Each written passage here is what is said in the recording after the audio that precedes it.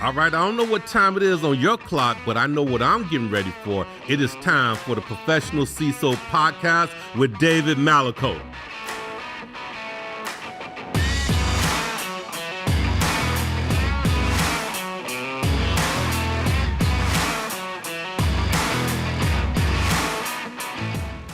Welcome to the Professional CISO Podcast. I'm your host, David Malicoat. This show is exploration of the topics necessary to professionalize the role of the CISO. All right, so today we have an interview with a security leader in the higher education space. I had the privilege of meeting and spending some time with her recently at a conference. Could not think of a better first female guest to have on. So I do want to say she has her roots in hardcore networking and firewalls, like total, absolute keyboard warrior in that space. Moved on to some GRC, some IT management, and now is in cybersecurity leadership. And so a little bit of notables about her, which is, honestly kind of cool. She sings and plays piano, like proficiently, not like, me, as well as has the ability to play several other instruments, which is awesome. I think we're going to dive into that in a minute. And she is a fluffy dog person, loves to take walks with her dog and husband and daughters, and then enjoys writing music, which is awesome. I think there's a tie there somewhere into the technical side of things, and I had to guess. So before we get started with our guest today, I want to remind everybody, June 27th, Digital Fight Club. They are in Dallas. If you are a CISO in the TOLA region, or if you have the means to manage to travel in, this is going to be the event of the year, like truly in cybersecurity. So it is the most fun that you're going to have at a work event. You'll learn more in the very short period of time because it only lasts about an hour of actual content time. You'll learn more about these different subjects, which I believe are artificial intelligence, critical infrastructure, and entertainment and cybersecurity. So those three, it's being recorded for national television, gang. So I want to make sure everybody understands that, like, show up, show out. This is Dallas with a lot of pride showing, saying, hey, our cybersecurity community is top notch. Come out June 27th, get with me, go through, we'll get the show notes. We'll have a link out as well. Get your invite in. If you're a VAR, MSSP, or a vendor, you can still buy tickets. I think there's a few left. There's some blocks of tickets you can buy. It's down on Lower Greenville at the Granada Theater. Great place, great fun. Join us. It is going to be top notch. All right. So now let's talk about being a professional CISO.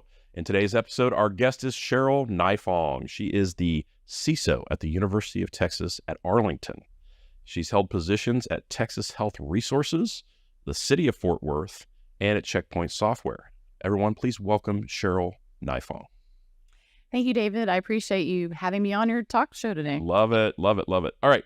So I like to start, it's a human story, right? We're in technology. We can be as nerdy as we want to be, but at the same time, we're all humans and we want to connect as humans. People want to hear a little bit of your story. So talk to me about, when did young Cheryl, single digit age maybe, when did the computer or the technology first kind of grab you a little bit, and when did you notice it, and kind of talk me through the story arc until today? Well, I'm a little older than I look, and I don't think there were computers back then. So we'll hold on to that. But basically, I was a musician as a child. I actually had some pretty prodigy type skills in the piano. I was playing college concertos when I was 10 or 11. Wow. And so that side of the brain really lends itself to technology. And so I didn't know this at the time, but as I grew older and went to college and I graduated from college, so I have a psychology degree, which makes me really good with people, but I couldn't find a job. And so I'm looking for a job. My husband's in grad school, and I was really frustrated, and I had the newspaper, and I literally closed my eyes and pointed to an ad, and it was at Checkpoint Software. And so it was just this chance that I ended up at Checkpoint Software. And while I was there, I ended up starting out in just a regular position there. And I was like, what are these firewalls all about? And I was really intrigued, and I love to learn. I'm just a lifelong learner. And so I started talking to the manager. What do I need to learn to be in technical support? They're like, you need to know firewalls, you need to know networking and TCP/IP. I'm like, okay, I'll be back. Give me like 3 months. And I really did. Like 25,000 pages later, I literally learned everything I needed to know to get into tech support. Wow. And then it just went off from there. So I was in tech support for several years, kind of grew in my knowledge of Linux and firewalls, VPN, cryptography, and ended up being a tech lead there for quite a few years. One of my signature things there is I wrote a 500-page technical guide, troubleshooting guide. Is crazy. I never will do that ever again. I understand. Never again. And so being there was such a great, I love the technology space. It really just sunk in. I think it was because of the musical background. Like I can just learn things that are technical. All those technical concepts were just really easy to pick up.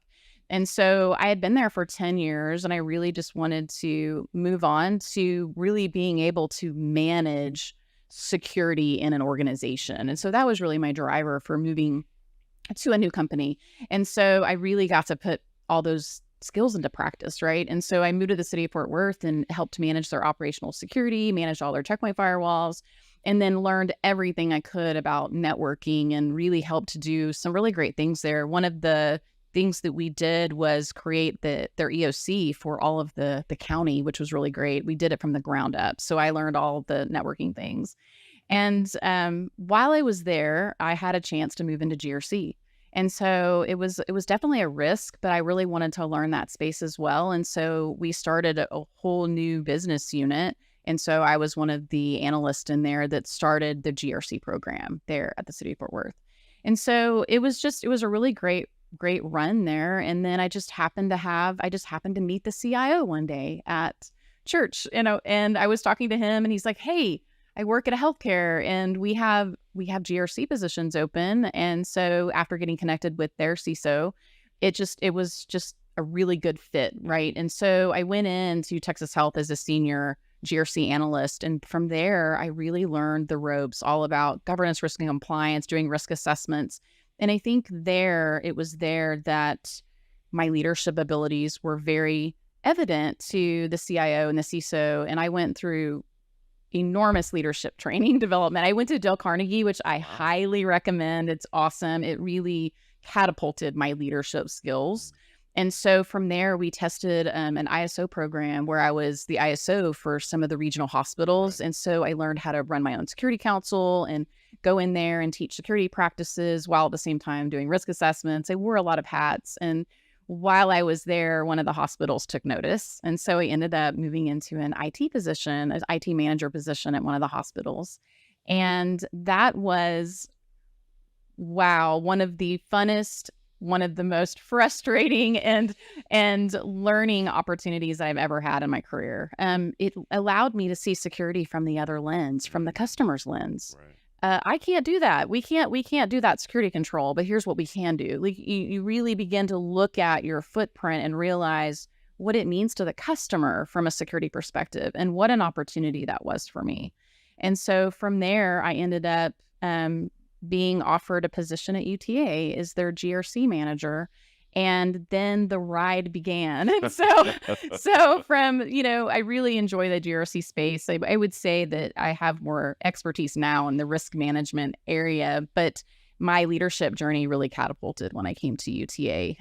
Within that first 18 months, I went from managing GRC to deputy CISO to interim CISO. And then in 2020, I ended up being the official CISO at UTA. Your technical background, you made the choice consciously, it sounds, to move into GRC, right? You said it was a little risky. Mm-hmm. First, how did your technical background help you or hurt you or affect you, how you performed every day in GRC? Like if there's somebody out there listening right now, like, man, I've only got a technical background, but do they need to go do GRC? And if they do, like, talk them through, what that looks like, what that feels like. I think moving into the GRC space, it was terrifying, right? Because you're moving from this very technical, predictive kind of role where ones and zeros, things are broken, you go fix it and you're the hero, to a really thankless role of, I'm going to look to see if you have security controls enabled and are they effective? And so it becomes more of this monitoring role and audit role, and you're really looking at frameworks and process. And so it really grows you as an individual. And I think if you're wanting to move into cybersecurity leadership, it's definitely a good move. It was a really good move for my career because it allowed me to think differently about Would you security. say good or would you say critical? Like could you imagine someone getting there without it these days? I would say when we're talking about the CISO role and its evolution into that executive role, I think it's critical. Okay. Because you want to be able to talk risk to your leadership. Gotcha. Okay. All right. So moving into kind of the main, by the way, anybody that can play two different tunes with two different hands, like piano players, are just, to me, it's like witchcraft or magic of some sort. But I think there's something there, and honestly, I believe it scientifically, that like people that can do that, they do have like an uptake on learning and the ability to process information. So it's not surprising, but again, still like witchcraft to me. To watch it happen, it's just like no. All right. So do you believe, and this is kind of my standard opening question, but again, it can go anywhere. Do you believe that the idea that we must professionalize the role? If so, what does it mean to you, right? Because I think it means a lot of different things to a lot of different people. If not, that's okay. We can talk about that as well, for sure. But I think you indicated earlier that outside of the room that you believe, yes. Absolutely. We definitely need to professionalize the role of the CISO. And I think that the CISO, there's kind of this evolution, and I think you and I have talked about it, this idea of CISO 1.0 versus the CISO 2.0. You know, the CISO 1.0, we were in the trenches, right? And really technical and didn't maybe have some of those leadership skills to really talk to executive leadership. And I think there's really this shift now within the CISO role to where you really need to know your business. It's not about just being technical, but it is about knowing the business that you're in and understanding that business, understanding risks to the business, because everything you do that's technical revolves around that thing, right? If we're a university and we want to protect intellectual property, then we have to put the right security controls in place in order to protect it, right? And so we want to understand the risks, and then we want to translate that into, okay, how do we do that technically, right? And so you need that person to be able to articulate those things from a leadership standpoint. We need to be able to talk risk to our business and talk about how much is a mitigation going to cost, and what does it look like to mitigate a risk versus having some type of negative event to occur, and what the cost of that looks like. And so when you look at the professionalizing of the CISO role, we want that business acumen. We want to be able to have that, what one of my mentors used to call executive presence, right? We want to be able to have a seat at the table and be able to articulate to the boardroom, here are the risks that are facing our industry, right? Whatever industry that is, here's the risks that are facing our industry, and then how to go about relaying those risks to the business so that they can make informed risk decisions, right?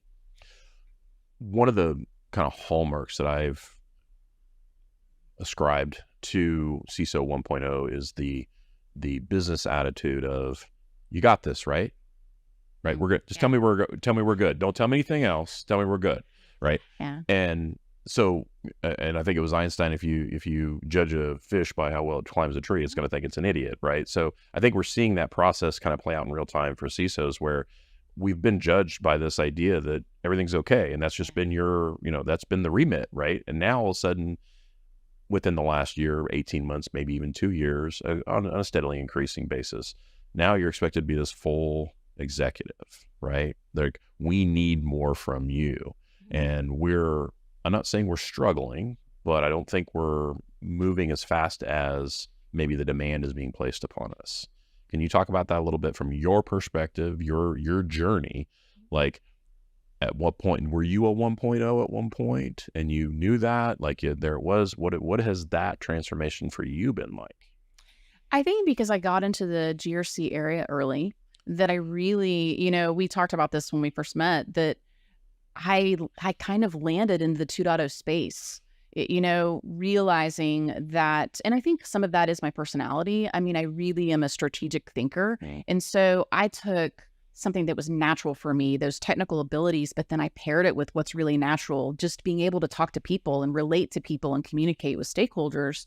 I took those skills and kind of married them, right? And so for me, it was just a natural progression to be in that kind of CISO 2.0 space, to take those natural giftings and really promote those things. Honestly, when I first came to UTA, it wasn't an executive position. And so when I became interim, I started having conversations with stakeholders, talking to legal, talking to compliance, talking to the board, and doing risk reports to the board, and understanding what our risks are, understanding what our risk tolerance is. And so the position really kind of morphed into this executive role. And it just ended up, I think, happening because we were at a really good transition place in the organization when I became interim to talk about those things, to kind of move the needle, and then talk about the reporting structure of the CISO. So we think it's really interesting that in my role, I don't report to the CIO. And so I think that's a really interesting dynamic that you have. And I know some companies don't do that yet. They still report to the CIO. And I think when you move some of the security functions out, specifically those strategic functions like training and awareness and security communications and governance, risk, and compliance, when you move those functions out of IT centric and you move them into their own business unit, all of a sudden you've really changed the game, because now you can be strategic and focus on those spaces a lot more heavily than you can the technical, right? You can actually look at those as a discipline of risk management. How do we grow and mature risk management across the organization and really be a part of ERM, to be a part of enterprise risk management, right? We're one of the biggest risks, I think, in any industry. When you look at enterprise risk management, cybersecurity is probably one of the top risks. So why are we not talking like risk managers, right? And talking to the business that way. And so I think that having that organizational structure has been really helpful for us as an organization to really be able to focus on those risks, and then to rely on IT as our technology partner to implement it, right? And so it's been a really interesting ride to do it that way. I enjoy it that way. I enjoy having my own business unit. We're the information security office, and we get to focus on things that aren't always in the weeds, right? Not only do we get to focus on risk management, we do get to focus on compliance, making sure that we're meeting those compliance initiatives, making sure that we're maturing our program, that we're doing best practices. And then one of the things that's really fun, because we are higher ed and we are there for the students, we get to do campaigns, and we get to go out, we get to talk to students, we get to talk to faculty, and we do awareness campaigns. And that helps us to go to our stakeholders, right, and really hone in on how do we get our stakeholders and our user community helping us to secure our company, our institution, or whatever company we're with. And so I think that progression of really professionalizing this role, I think the way we've organized ourselves has really helped that, and really helped the CISO role be more of a professional and executive position. So we've talked 1.0, 2.0. What's 3.0? Where are we headed with this thing? That's an interesting concept. I think we're going to be still working on the 2.0, getting us Don't disagree. There. Yeah. Let's not put the cart before the horse. The cart before the horse. But I don't know. Maybe 3.0 ends up being where it's more at the level of the CIO, right? It's more of an executive level position. I think in some institutions or companies, would the CISO ever report to the CEO of the organization? Will we ever arrive there? And I think at some organizations, I think I've talked to maybe several people where that's happened, but I think really to arrive at that kind of next level 3.0, I think we have to look at organizationally, where does the CISO fall in the organization? Because I think that tells you where the company, where they really put that emphasis on where the reporting structure is what kind of authority and accountability and responsibility that person has, right? one of the things I always talk about with risk is I believe there's a gap in the general business leadership's understanding of the amount of technology they use versus the risk that brings. Can you talk to me about like that perspective for you? Like, does that gap exist in your world, and not specifically at UTA, but anywhere that you've been? Like, are we waiting for some of these older executives to age out that didn't touch, technology until they were in their 30s, maybe? Are we waiting for this to come a little younger, where these, the native technologists are in? Now they understand the level of technology and what the implications are on a day-to-day. I don't know. I kind of want to bounce that around a little bit. I do think that in general, the business does not know how much they leverage technology and their expectations of what technology can and can't do. I mean, especially with the whole rise of generative AI, right? You have the, executives think one thing, oh, we can use AI for all of these things. And is it going to eliminate all these jobs? And what can it really do? Right. And I think we have to, as technology partners, help educate on those tasks. Like, what can AI do for our organization? What can't it do? How do we do it in a secure way? And then one of the things I think maybe when we talk about CISO 3.0 is maybe we get more into automation, and we learn how to leverage those technologies like AI in terms of not only growing our business, but growing our security programs as well. Right. Love it. Okay, we're going to shift gears a little bit. I always hear interviewers do this. So I don't want to do it. We're going to talk about women in cybersecurity.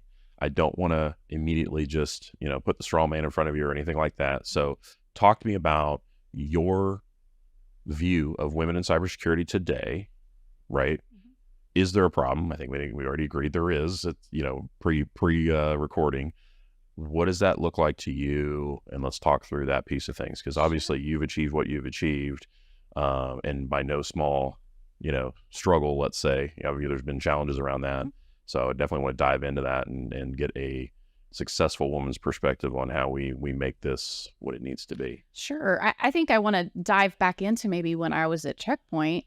I remember being on the floor of the technical, and all of our technical analysts and support analysts. And I remember looking around the room and I'm like, I'm the only woman here. And then there was 2, and then there was 3, but there was 80 of us, Right. And so that percentage of women was low at the time. And I'm sure by now they definitely have more women there, but that was many, many moons ago. But I remember being in some of my other roles as well, where I would be in a unit to where I was the only woman, or there was only 1 or 2 of us. Like, in terms of percentage, it was really small. Right. And I think that I think where it's hard for women is that when you post a position, it's hard to find women applying for the technical positions, right? And so I think if we're going to get women in cybersecurity, we need to be going to when they're younger, junior high, high school, and we need to be talking about women in STEM and getting into those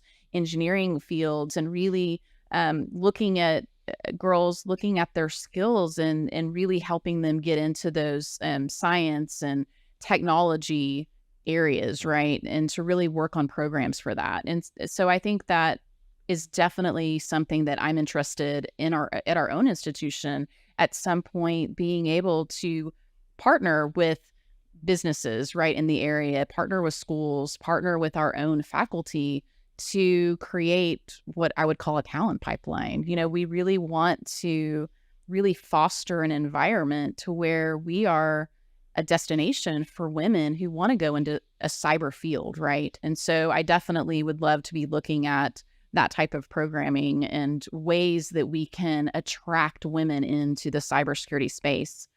I do think that having, and this is something that I really enjoy, is mentoring. I think having some type of mentorship program to really help women understand how to get into the cybersecurity space.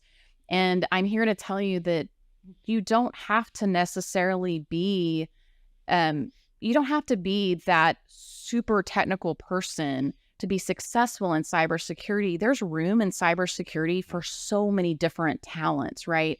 And when I look at my own team, I have people that come from healthcare, that have come from all different financial backgrounds. Like sometimes you'll find a diamond in a rough and realize that a great GRC analyst, if they know risk from other areas or other disciplines, that it's never too late to move into cybersecurity. And I think it's a field that, honestly, if we're only looking at the technical area, we could be missing the boat on some really great cybersecurity analysts or risk analysts or, people who go into the GRC space or the audit or auditing roles or internal audit. Like I really feel like that we've kind of missed the boat to where we're just focusing on a certain type of person, like a certain, they have to be technologists, they have to be, perfect in math and science, which I'm not, by the way, not. And I think that you can realize that we can open the door to even people wanting to change careers into cybersecurity as women. You would probably have, one of the things that came to my mind immediately was, that sounds risky. I'm not saying it is, but again, it sounds risky to try to bring somebody in that is unproven. I don't have a lot of shots at this, right? I don't have a lot. How do I de-risk that as a leader? How do I get myself in a position where I can be more open in bringing in these non-traditional, let's say, because, and I'm not saying the tradition is good, because it's not, right? You continue to get the same people. We still have a lot of cybersecurity issues, right? So I think it's time to kind of expand how we do things and think about things, right? So how do I de-risk it though? How do I get myself, my organization, my group of people, male or female, or, collaboratively, get out of that mindset and just try to be willing to take a little bit of a risk, but manage that risk while we do it?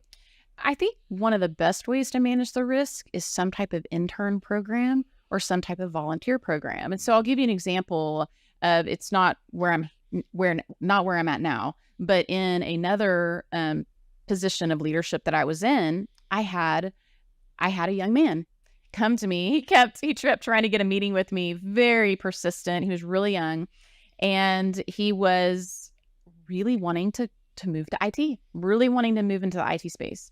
And he's like, I will sign up as a volunteer. I will work for you for free.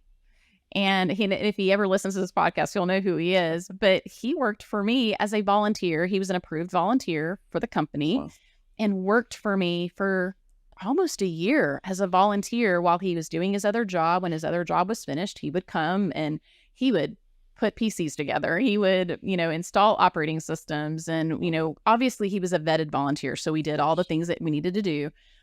But he proved himself. He proved that he could do it. He proved that he had the technical acumen. He was able to gain experience in a low risk way, right? He was a volunteer. He was coming. He was learning. He was willing to learn, that willingness to learn. And by testing the waters, I was actually able, once I had a position open, I was able to hire him. And he was a rock star on my team. He was and I think it's because he was so hungry for it, right? And I think sometimes we lose ourselves in our role as cybersecurity professionals. We've been in the role for a really long time, or we've been technical for a really long time. We get comfortable. And to be able to have those individuals that come to us with such a burning passion, those are the ones that are going to do work for us, and they're going to champion our teams. They're going to be the ones that carry us and really support our vision. And so I'm always looking for the diamond in the rough. Love it. Yeah. So couple quick hits here. For women that are looking to get into cyber, whether it be young, coming up through the bottom pipeline or the starting pipeline, or people making a shift, give me a couple pieces of advice. I want people to walk away from this podcast being able to have actionable advice, like I can go do this tomorrow. You got a couple things for those young ladies or those mid-career women that are looking to get into cyber? I think for young women, I think, in the junior high and high school space, I think definitely taking the opportunity to take technology classes, programming classes, figure out where your niche is, right? Because everyone has a certain niche in cybersecurity, right? You can go into, SOC work where you're doing, looking at different patterns for threats, or you could be going into secure software development or secure applications. So by testing the waters in those different domains, I think that's a really great way to do that. And that's what I would recommend for young women. Take a coding class, take a technology class, learn about, setting up computers, maybe even taking a class on building your own system and just learning how to build systems. I think as you do that, you'll figure out, hey, I really like this or I really don't like this, right? And then I think for people who are maybe mid-career, or they're maybe in IT and they want to make that shift from IT to cybersecurity, one of the things I would recommend is definitely taking training classes, definitely looking at some certifications to kind of broaden their skill from just basically IT knowledge to kind of a domain within security, learning some either networking skills or learning some basic security skills, and then figuring out kind of what area they want to go in. And when I do mentoring, I typically will talk about those things, about personality traits. What do you like in terms of the type of role you could see yourself in terms of the type of area in cybersecurity you want to be in, right? But I definitely think certification tracks, definitely talking to people. I'm amazed at how many people call me to say, hey, I just need advice, right? And so find those people at your company. Ask the CISO, ask the GRC manager, hey, I'm really kind of interested in cybersecurity. What would I need to learn? What can I learn from you? And I think reaching out to those professionals, I'm always happy to really dive into what are their career goals and how could we give them tools in their toolbox to move into that space. Well, I think, the first thing that came to my mind when you said that was, and that gives me another security champion in my organization. Yeah. Right. Definitely. I'm gonna empower that person. Mm-hmm. Right. So now you're gonna have it's a symbiotic relationship. The young up and comer or the person trying to get in, they get that mentorship, they get that access and the getting into the new set of skills. I get another security champion in my organization that's, it's like a power user, right? Or Absolutely bringing up that maturity level of the base organization. So I love that. I'm going to pull on the thread of mentorship a little bit. You mentioned that. So talk to me about, this is one of your passions. Mm-hmm. In our pre-brief, we talked about that. Talk to me about your approach, about how you do it different, right? What it's obviously meaningful, mm-hmm. but talk to me about Cheryl Nifong's way that she mentors mm-hmm. and, puts all that good out there in the world. So when I first went to leadership training, and this was at the hospital, I went through many leadership trainings, but I really did and really enjoyed Dale Carnegie. It really stretches you. And it opened up something for me, just a passion for leadership and leadership development and really wanting to be the best leader, but also train the next generation of leaders. And so I do things differently with each person that I've mentored. And I've always selected somebody in every leadership role I've been in. I always look at my staff and say, who's going to be that next leader? I think succession planning should always be on our mind and being able to raise those leaders up. And so I'll give you an example from not my current organization, but another organization. When I was actually a fairly new manager, I had someone on my staff that had applied multiple times for a leadership role. And it kept eluding that person, right? And so I started working with him and I started observing how he operates with the stakeholders and people. And one day I was like, you know what? We're just going to have a really hard conversation. I love hard conversations, by the way. I think if you're really going to mentor somebody, you have to look at what they do well, but you also have to look at the blind spots too. Like, where can I improve to get to that next level? And so after observing for a while, I called him into my office and I said, so I think I understand why you're not getting those positions, because you really need to work on your customer interaction, right? You need to work on how you talk to a stakeholder, how you engage with them, the way in which you say things actually matters, right? And so I said, if you want to be in a leader position, I'll help you get there, but you're going to have to take feedback, right? And sometimes it's not going to be easy to hear, right? And so I gave him some pretty harsh feedback, and he listened. And then we worked together for probably 6 months to a year. And he has flourished as a leader. He ended up getting his first management job within mentoring within a year. He was in his first management job and now a director, and just continuing on his leadership journey. But I think it takes that, you really have to get to know your mentee. You have to understand how they operate, and then how they obviously work with stakeholders and look for those areas that they need to improve. And while working together, we were able to achieve his goal, right? And I think oftentimes, when you're in a leadership role, you'll have people on your team that are aspiring leaders, and they don't know how to get there, or they've tried and they don't understand. They think they're ready, and maybe they're not really ready yet, because they need a little bit more training in what I would call soft skills.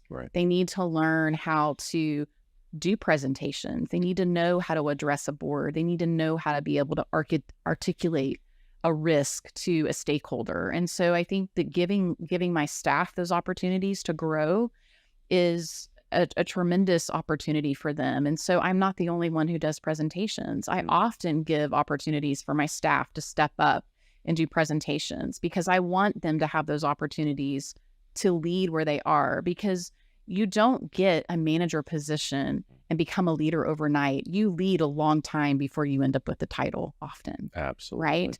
Being a leader, it's who you are, right? And our job as titled leaders is to take those people and to help them to grow in their skill so that they can have that leadership position one day.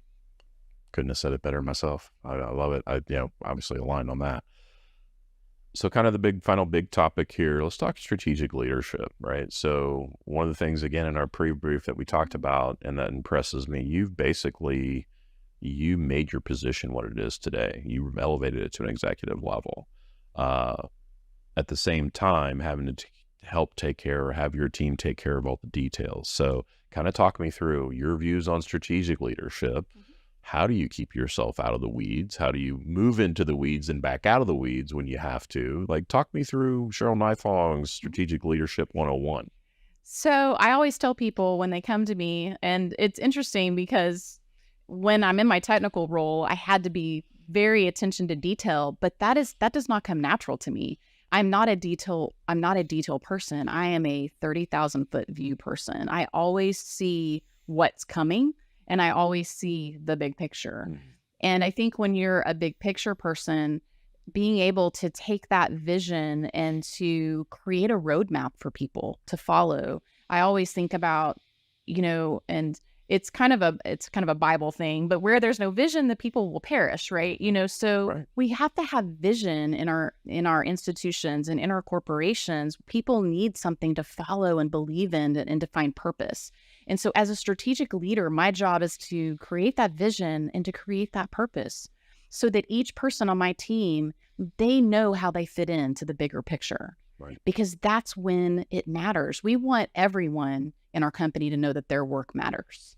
And to be a strategic leader, that's your goal, is to be able to cast a vision that everyone can get behind, and you make everyone feel important, that their contribution to your organization actually matters. And so that's my version of strategic leadership. And when I had first come to the institution when we had previous leadership then, and I had some opportunities to do some presentations, and it just kind of morphed from there, being able to I did an initial risk presentation to one of our former presidents, and he was like, wow, this person really knows what they're talking about with risk. Let's have you do some more presentations. Let's come to one of the other committees. And I built that trust. And I do think trust is a key factor in moving that CISO role into an executive role, and to have that executive presence. It's trust with your leadership. They not only know that you have the technical acumen, but you have the business acumen as well. They can trust you as a partner. And one of the things that we do in our team is I always tell people, I'm not the person of no, but the person of how. We want to know how we can enable the business, how we can do things securely, how we can partner with all of our stakeholders. It's about partnering and working across those business lines and collaboration and communication to be able to do those amazing initiatives that we've set out. And I guess probably the last thing I would say about strategic leadership is I want everything I do to map to our strategic initiatives of the company, of whatever company I'm in. I want everything that we do, every task that we do gets aligned to the business, because we want to make sure that what we're doing actually increases our business, right? Increases revenue for the business or puts the business on the mark. We want to be able to make sure that what we're doing is actually moving us forward as a company and as an organization. How do you do that? Like how do you make sure those daily tasks are aligned with that strategic vision? With cyber, maybe sometimes the translation doesn't happen. Like, do you struggle with that translation or that alignment? I think sometimes there definitely is a struggle. I mean, there's definitely a struggle there. And I think when let's talk about incident response. Like if you're a CISO, it doesn't, you've dealt with incident response, whether it's small, whether it's a large scale incident, you've always been dealing with this. It's kind of a constant thing. And so I think process is, when you look at processes, you have to build processes, especially in the CISO role, to get in and then get out, right? And so our incident response plan really actually allows for that, because we have an executive group that manages our plan, and I'm a part of the executive group that manages the plan. And then we have other stakeholders that manage the different areas of the plan. So we have a technology person, we have an infrastructure and operations contact. And so when we have an incident, we have an initial triage point. That is not me. It's actually a different team. It's a team that actually works in IT, and everything in the business funnels through our IT division. For any kind of problem that someone has, they go to the help desk, right? They triage that, right, and they escalate based on their criticality matrix, right? And then it moves to security operations, and depending on its threshold, it will get its way to my team. But I think one of the ways to stay strategic is for me not to know everything that's going on, but to know the important stuff, right? And so those tasks do get escalated to me from time to time, and we have to step in, right? And if you've ever run an incident, you step in hard, and you don't get any sleep. Amen. and you work it till it's done. But what's great about the way we've done our plan is we have an executive group and a tactical group, and we actually do like the war rooms that way, right? So we have a technical group that does all the looking at the IOCs and the threats, and then we have the executive group that kind of works through the plan if we need to do that. Yeah. And so you can basically be able to step into that, and then once we get to containment and resolution, then I step out of that tactical, and then I step back into the executive, because then we have to do lessons learned. Absolutely. And we have to look at, do we need to do improvements to the plan? And we do the same thing with tabletops as well. So we do tabletops, and we do kind of the exact same run. I think one of the things that really occurred to me in the last few years is that those operational people that are really our front line of defense, oftentimes I think they don't know the vision, and that's something we're planning to change. And so one of the things that I've talked to one of our AVPs in IT is that we're going to start having meetings with my team and talking about the security program at large. Like, I manage the whole security program. However, there's so many components of the security program across the business. So we've been talking about doing a roadshow together, going around and talking to the different stakeholders that have parts of the responsibility of the program, and helping them understand how they contribute to the overall security program for the university. And I think that's one of the things that we were missing, and that we want to make sure that we're not leaving anyone behind, that their work does matter, and their work, we want them to understand that they're part of that bigger vision. Love it. Yeah. That makes it tangible. That makes it, tying it together. I love it. Well, it's time for some fun. Okay. Fun for me, maybe not for you. But fun. We'll see. 10 questions. Okay. All right. 10 questions for Cheryl Nifong. What's your favorite word? My favorite word is plethora. Love it. I don't know why. It's just, I think it's because I have so many interests, but I love that word. I thought it might have been in Three Amigos movie. Plethora. I just love that word. I don't know why. What's your least favorite word? My least favorite word is a pronunciation. I don't like it when the word processes is pronounced processes. Ooh. It's a Interesting. Yeah. Those language people get exactly what you're saying, though. Yeah. Yes. What area of your work do you find most interesting? Honestly, and I know that this is probably not like others, but I actually like doing presentations. I love doing engagements where I get to be on panels and talk with people and talk about how we can be better. And I love to motivate people and inspire people. And so going to board meetings, I actually enjoy that. It's okay. That's good. Really. What area of work do you find most challenging for you? So it would definitely be administrative work, going through my email. That kind of work is very tedious for me because it's not strategic. Right. It's definitely not the big picture and getting in those weeds. And I definitely don't like to stay there. What sound or noise do you love? I love the sound of rain. It's very relaxing. What sound or noise do you hate? Probably the train horn. Interesting. What's your favorite curse word? BS. See, I didn't actually say There you it. go. Okay. But it's BS. If you see it, you call it. Yeah, you call it. You got to. Right. Yes, 100%. What profession other than your own would you like to attempt? I think that, and this could still be a bucket list, but I would like to write a professional song one day that gets published. Love it. I mean, I can still do that and still be CISO. So I do know a gentleman by the name of Gustav Hoyer, and he is, if you look him up, he is a IT architect, like at the highest level. It's his day job. He writes symphonies. So yes, it is possible. Yeah. So Guarantee it. that's what I would. It's amazing. I've met him. So look, great guy. So I think you're on the same track. What profession would you not like to do? Anything that involves blood. So when I was at the hospital, it was just known that I always would send my staff to the ER and the OR because I avoided them like the plague because I don't like blood, yours or mine. I don't do blood. Yeah. Don't need open people around here. I got you. No. And final question is, if heaven exists, what would you like to hear your God say when you arrive at the pearly gates? Well done. All right. So in this episode, we covered a lot. We covered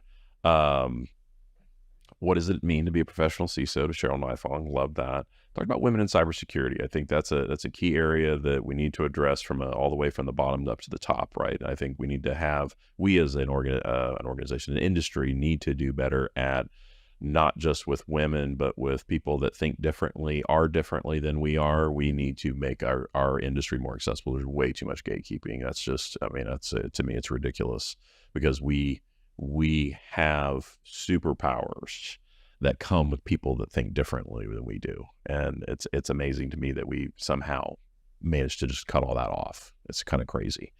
And also talked about mentorship, strategic leadership. Cheryl, great conversation. So happy to have you here. It was, you be my first woman guest, by the way. I've been given some crap from some other professionals, and like, you've had all guys. I'm like, I'll find the women and I will bring them on. I've got more coming. I've got some stuff lined up as well. So in the end, colleagues and friends, I want to renew the call. It's time to professionalize the role of CISO. But in the meantime, I wish you health, happiness, and success on your journey in becoming the professional CISO. Let's do this. We're professionalizing the CISO role, so please subscribe to the Professional CISO Podcast.